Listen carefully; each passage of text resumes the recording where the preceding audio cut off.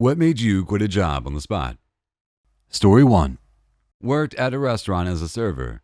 We just catered a large wedding reception. The owner's wife was chatting with the wedding party all night and occasionally getting the drinks.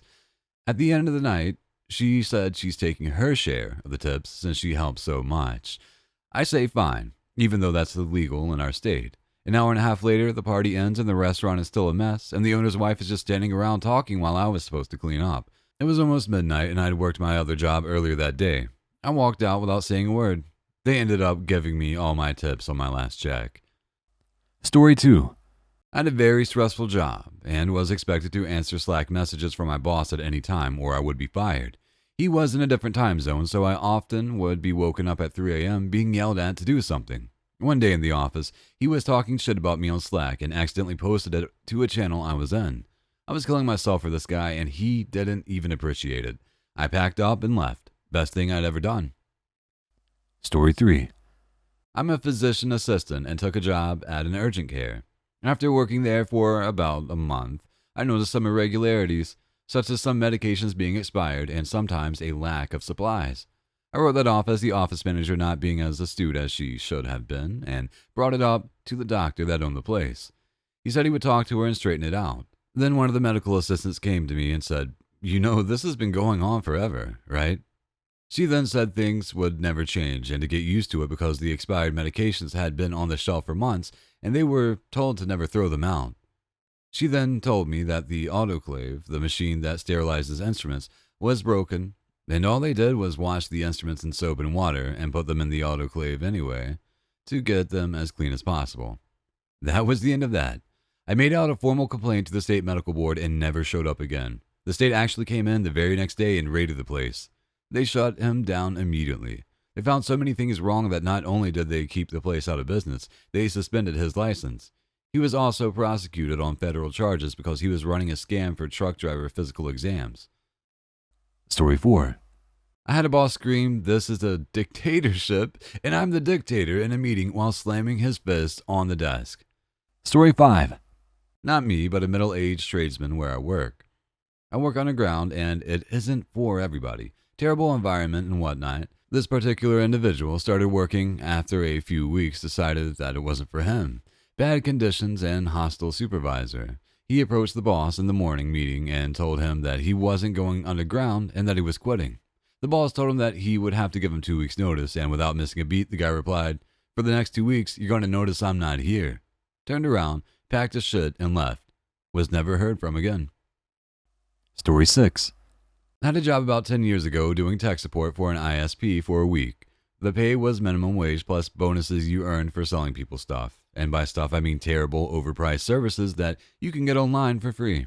I was still in the phase of training where I had a supervisor listening in on my calls, and after a call, he told me that I should have paused and tried to sell him some shitty antivirus service before I fixed his problem. Handed in my headset right there. Felt so skeevy when people call you for help and you have to turn into a telemarketer. Story 7. I got blamed for something that wasn't my fault. It was an argument with our VP or marketing because I had the audacity to suggest a solution that would have avoided our problem instead of accepting fault for something I didn't do. He told me he doesn't pay me to think, so that was my last day. Story 8. I worked at McDonald's when I was 16. We used to get a free McDouble, or hot and spicy, with a small fries and drink for our lunch break. One day I went on break and the franchise owner was there and he noticed I asked for cheese on the hot and spicy. He attempted to make me pay for the whole meal because cheese wasn't free. I thought he was joking, so I laughed and started walking towards the break room until he yelled at me not to walk away from him in front of customers and coworkers. I couldn't believe it. This grown-ass successful businessman was hounding a 16-year-old for a slice of cheese. I told him I wasn't going to pay, put the food down, and walked out. They tried calling me to come work that weekend. I told them no thanks and never went back. Story 9. I worked for a T-Mobile store. Authorized reseller, not an actual dealer. One week, I had an amazing week. Sold 55 phones, brand new activations on a business account with 55 high-end phones at that time. When I got my next check, they said my paperwork was not in order and thus they couldn't pay me.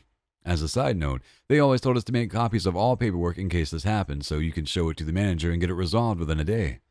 I went over my backup paperwork with my boss. He said everything looked to be in order and he would have the office cut me a check. I went to the office and they told me it was still not in order. I immediately gave them my store key and quit on the spot. I did go through collections and they did settle before I took them to court. The company did go out of business after a few years because they tried that with many other employees and eventually led to an investigation by the government, according to an old coworker I bumped into years later. I worked for a placement agency at a manufacturing facility. Story 10. Getting reprimanded for not pushing a patient into getting a dental procedure he didn't need or want. Story 11. I'd worked 7 of my 8-hour day when one of the supervisors came by to ask anyone on the crew I was on if they would stay for another 4 hours. We all looked at each other and politely declined. They came back one more time to ask again. We declined. Then they came back and demanded that one of us stay behind for the 4-hour shift, or all of us were going to be written up for attendance. This pissed everyone off, but because we were work placement instead of employees, we were unsure who to talk to. Some of the other crew told the supervisor they can't because they had to pick up their kids, etc. When the supervisor left, the crew had multiple people saying that they can't get written up again or they would lose their job. I had scheduled a dinner with my in-laws, so I called the husband and told him the situation and that I would stay. Told the crew I'll stay, don't worry. Told the supervisor, got put on another crew that had worked for 1 hour but was required to stay for the full 4 hours. Next day, I called the main office and explained the situation. I was told they have a lot of attendance issues.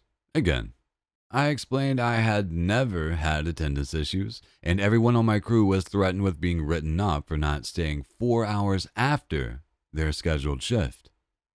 On-site representatives still defended the actions of the supervisor and threw attitude at me.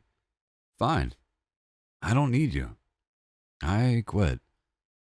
And that's the story of how I learned about my workers' rights and workplace harassment. Story 12. Walked into the interview. Everything went well. Accepted the job offer. Went to the front desk to do the paperwork and noticed that the contract had a different pay amount and that I would be interning for the first month for $100 a week. I asked first about the amount difference, was told, "Oh, this is the standard contract, it just hasn't been updated for your specific offer." I told them that they'd need to edit and initial the changes before I would sign.